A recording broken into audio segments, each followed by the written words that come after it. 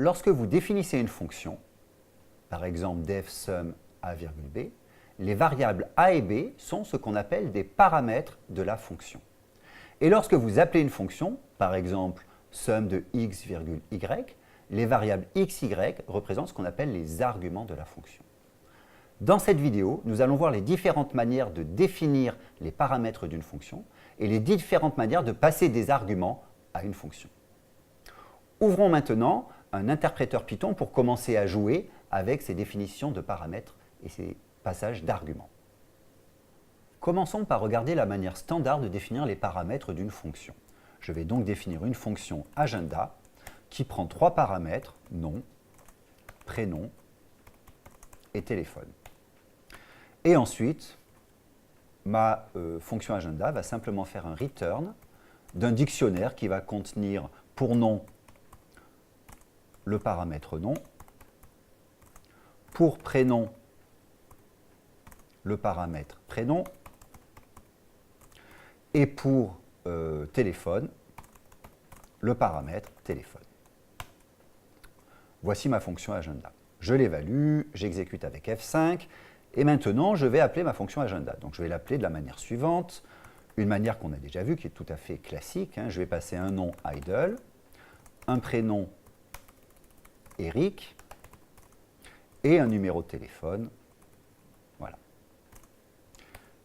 J'exécute ma fonction et je vois que ma fonction me retourne bien un dictionnaire qui a pour clé nom pour valeur idle, pour clé prénom pour valeur Eric et pour clé tel pour valeur le numéro de téléphone que j'ai passé. Seulement, on se rend bien compte que lorsque l'on définit une fonction, les paramètres de la fonction, si on les choisit bien, si on a des noms qui sont explicites, il est beaucoup plus facile de se souvenir du nom des paramètres que de leur ordre. Donc, est-ce que j'ai mis le nom ou le prénom avant? Est-ce que le téléphone est entre le nom ou le prénom? Ça, on a du mal à s'en souvenir. Par contre, se souvenir qu'on a un paramètre nom, un paramètre prénom et un paramètre tel est quelque chose de très facile. Donc, Python vous permet d'utiliser cette possibilité en vous permettant d'appeler une fonction avec ce qu'on appelle des arguments nommés. Donc, regardons comment ça fonctionne. Lorsque j'appelle ma fonction agenda, au lieu de passer mes arguments dans l'ordre de définition des paramètres, je peux donner explicitement le nom des paramètres auxquels je veux passer mes arguments. Regardons cela. Je vais donc appeler ma fonction avec tel égale un numéro de téléphone, nom égale idle, je rappelle ma ligne, et prénom égale Eric. On voit que j'ai défini mes arguments, que j'ai passé mes arguments à ma fonction dans un ordre quelconque. Par contre, je les ai nommés en fonction des paramètres définis dans l'entête de ma fonction. Donc, il est très important que les noms que vous donnez, ce soit exactement le nom qui est défini dans le paramètre de la fonction. J'exécute mon agenda et on voit que mon dictionnaire a été construit parfaitement avec le nom qui est bien idle, le prénom qui est bien Eric et le téléphone qui est bien un numéro de téléphone. Maintenant, lorsque j'ai défini ma fonction, je pourrais tout à fait dire j'aimerais bien avoir des paramètres optionnels. Par exemple, si jamais je ne passe pas de numéro de téléphone, j'aimerais avoir par exemple un point d'interrogation à la place du numéro de téléphone, ce qui me permettrait par exemple d'afficher une valeur par défaut. C'est possible en Python en mettant justement ces paramètres optionnels. Donc, comment est-ce que je définis ça? Je définis ça avec mon paramètre suivi de égal, suivi de la valeur qui sera passée à ce paramètre si jamais je ne le spécifie pas lors de l'appel de la fonction. Donc, regardons cela. J'évalue ma fonction et maintenant je définis ma fonction agenda avec comme paramètre, avec comme argument Eric. Alors, le premier, c'est le nom, donc je vais passer idle. Le deuxième, c'est Eric. Donc là, évidemment, j'aurais pu passer des arguments nommés, mais je passe des arguments ordonnés.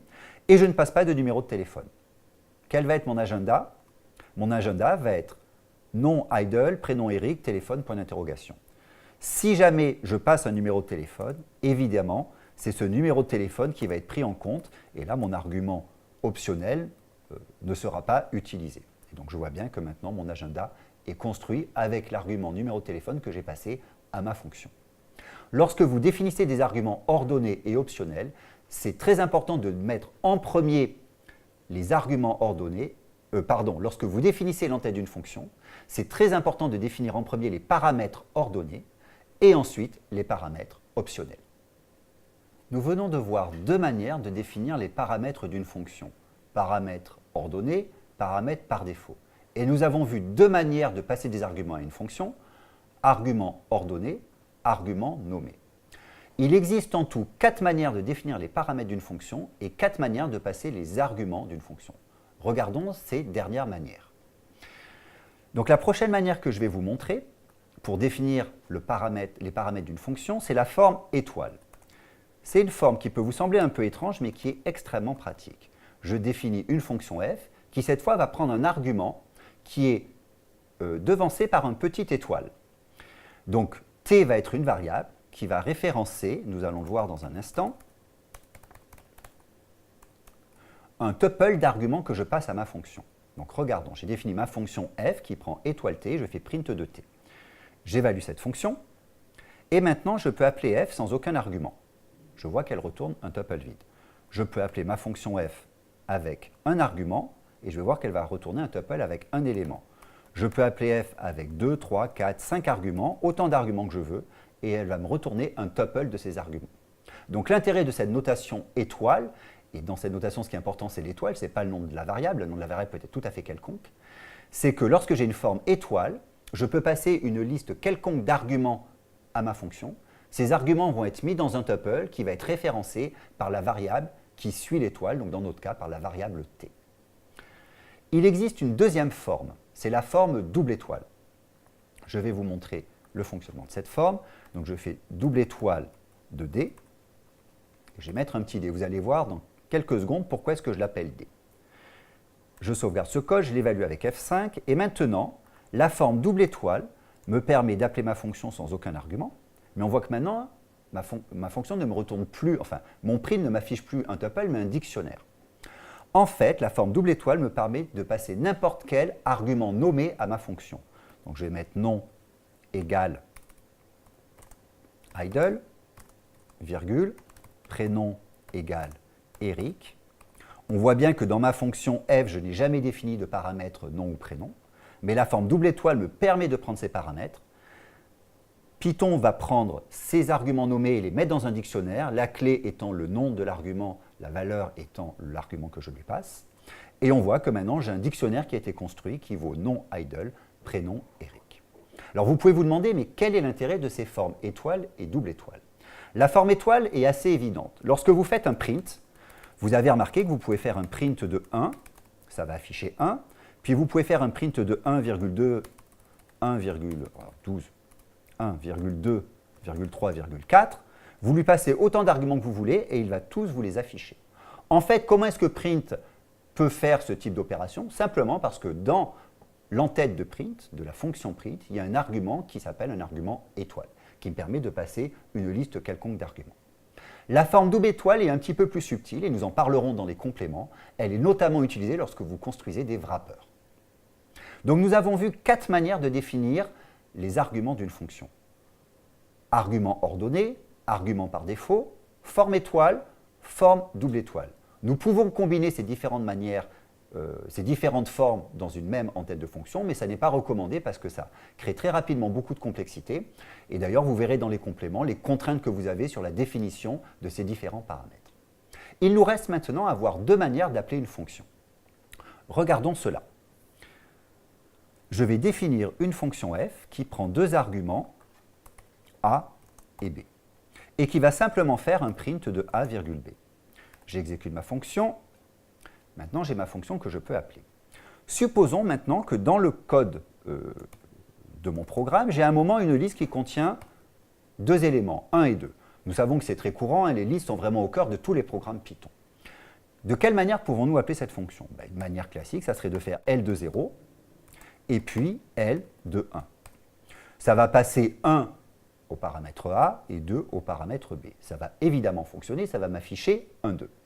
Seulement en Python, il y a une règle que vous devez toujours garder en tête, c'est que dès que vous manipulez des indices, probablement vous ne faites pas du code pythonique. Python vous offre vraiment la possibilité de manipuler très rarement les indices. Alors dans ce cas-là, comment est-ce que je pourrais passer ma liste comme argument de ma fonction? Eh bien en fait, je vais la passer ma liste avec une forme étoile. Que va faire cette forme étoile? Elle va faire ce qu'on appelle du tuple unpacking que nous avons déjà vu.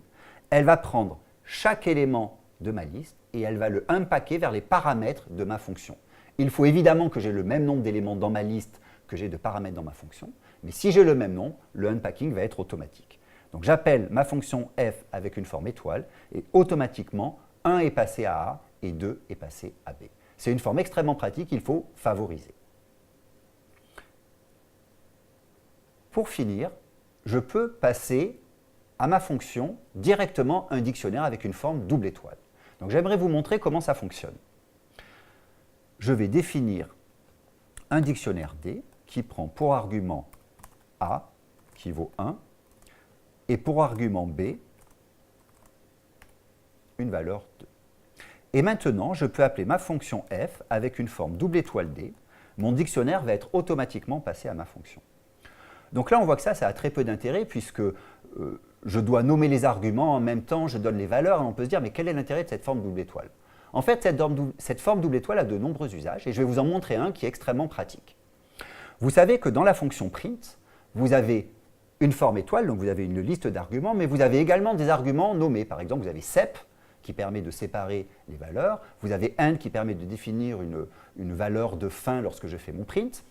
Et ces arguments, si jamais je veux les afficher systématiquement de la même manière, il faut les écrire à chaque fois dans mon print. Donc regardons un exemple, je ferai un print de 1,2, virgule sep égale 1 point virgule, virgule end égale fin. On voit bien que si à chaque fois que je devais faire ce print, ça serait extrêmement laborieux. Donc, je reprends mon print, j'ai oublié de mettre mon apostrophe. Voilà, je vois bien affiché 1,2 fin. Seulement, ça serait très laborieux. Avec cette forme double étoile, en fait, je peux mettre ces arguments dans un dictionnaire et directement les passer à ma fonction print. Regardons cela. Je vais définir un dictionnaire que j'appelle pp pour pretty print, affichage joli, et je vais lui passer ces arguments sep, deux points, point virgule, virgule, end, deux points, fin. J'ai défini mon dictionnaire pretty print, donc regardons, c'est le dictionnaire que je viens juste d'écrire. Et maintenant, je peux écrire print de 1,2, et au lieu de réécrire à la main sep, point virgule, end, fin, je lui passe un double étoile de D. Et là, Python va faire du unpacking du dictionnaire vers les paramètres de mon print, et automatiquement, alors je le reprends, j'ai passé l'argument D qui n'était pas le bon, c'est le pp, le pretty print, évidemment.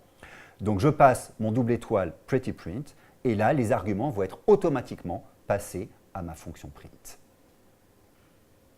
Nous venons de voir les différentes manières de définir les paramètres d'une fonction et de passer des arguments à une fonction. Nous avons 4 manières de définir les paramètres. Paramètres ordonnés, paramètres par défaut, forme étoile, forme double étoile. Et nous avons 4 manières de passer des arguments à une fonction. Argument ordonné, argument nommé, forme étoile, forme double étoile. Ces différentes manières de définir les paramètres et de passer des arguments à une fonction vous offrent énormément de souplesse sur la manière d'appeler les fonctions. À bientôt!